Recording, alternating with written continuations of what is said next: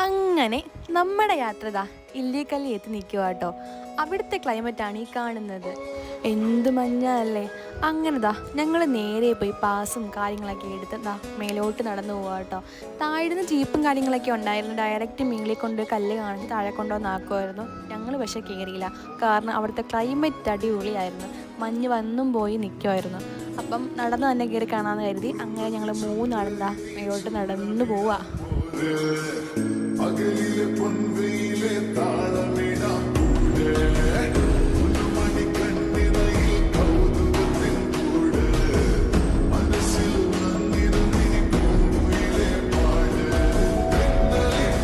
ഉയരാടി മഞ്ഞുതുള്ളികൾ കാത്തിരുന്ന കൂട്ടുമായി ചാരിയാടിക കൊമ്പനാന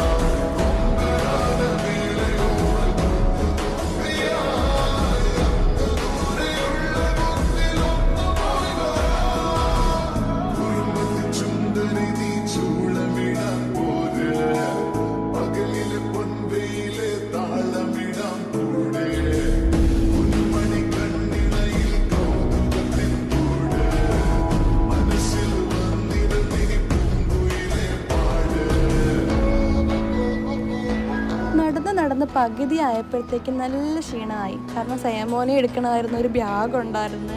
ഇത് രണ്ടും കൂടി ആയപ്പോഴത്തേക്കും നല്ല ക്ഷീണം ഉണ്ടായിരുന്നു. പിന്നെ ക്ലൈമറ്റ് ഒരു രക്ഷയില്ലായിരുന്നു കേട്ടോ. മഞ്ഞ് നല്ലപോലെ മഞ്ഞായിരുന്നു. ഞങ്ങൾ ചെന്ന് മേളിൽ പകുതി എത്തിയപ്പോഴത്തേക്ക് തന്നെ. അതുകൊണ്ട് സേമോനും കുറേ നടന്നു കേട്ടോ. പിന്നെ ഇത് നോക്കി, മഞ്ഞ് നല്ലപോലെ കുത്തി ഇറങ്ങുന്നുണ്ടോ. നല്ലൊരു ഫീലായിരുന്നു കേട്ടോ. പകുതി എത്തുമ്പോഴത്തേക്ക് പിന്നെ മഞ്ഞ് വന്ന് ഫുൾ മൂടി, പിന്നെ മഞ്ഞ് പോയി. അങ്ങനെ നല്ലൊരു ഫീലായിരുന്നു കയറിയ സമയത്ത്.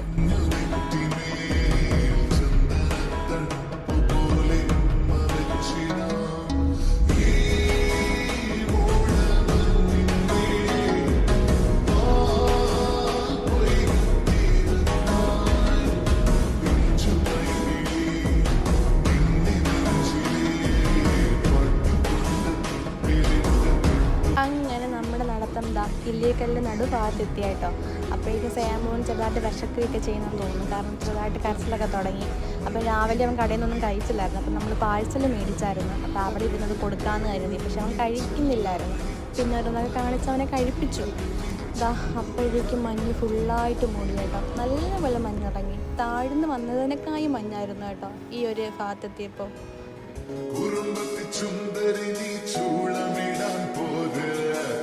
പകലിലെ പൊൻവെയിലെ താളമിടാം കൂടെ മണിക്കണ്ണിറയിൽ കൗതുകത്തിൻ കൂട് മനസ്സിൽ വന്നിരുന്നി പൂങ്കുയിലെ പാട്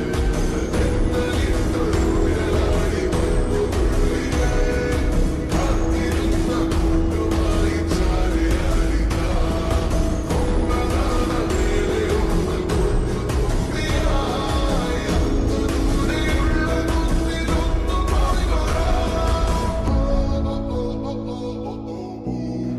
അങ്ങനെ ഒടുവിൽ നമ്മൾ മേളി എത്തി കേട്ടോ. അവിടുത്തെ ക്ലൈമറ്റാണ് ഈ കാണുന്നത്. കല്ല് എവിടാന്ന് പോലും കാണാൻ വയ്യ, ആ രീതിക്കായിരുന്നു മഞ്ഞ്.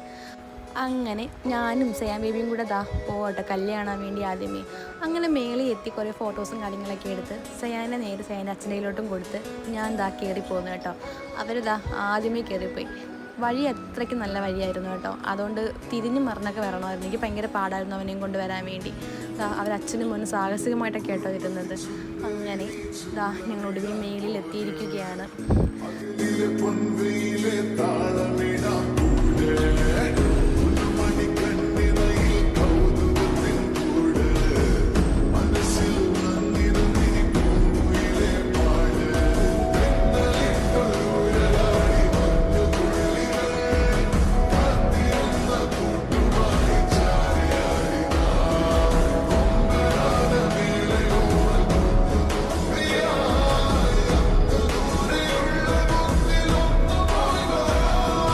ഇത്രയും കഷ്ടപ്പെട്ട് മേളിൽ കയറിയത് വെറുതെ ആയി, കാരണം കല്ല് കാണാൻ വയ്യായിരുന്നു. കാരണം ആ രീതിക്കായിരുന്നു മഞ്ഞ്.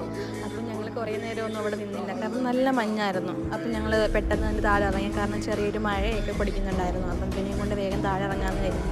അങ്ങനെ ഞങ്ങൾ നേരെ താഴോട്ട് ഇറങ്ങുക കേട്ടോ.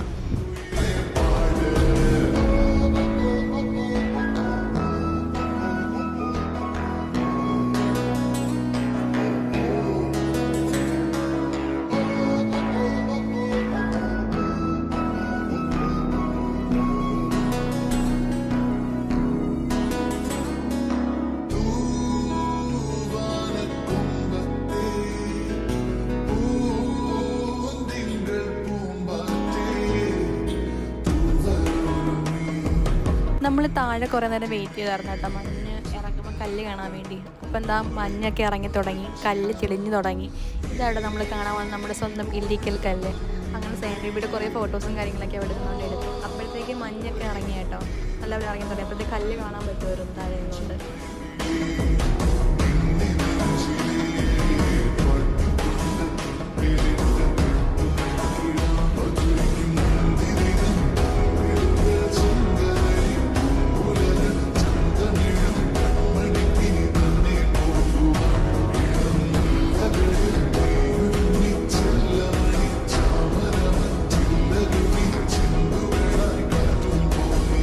അങ്ങനെ കല്ലൊക്കെ കണ്ടിട്ട് നമ്മൾ താഴോട്ട് ഇറങ്ങി കേട്ടോ.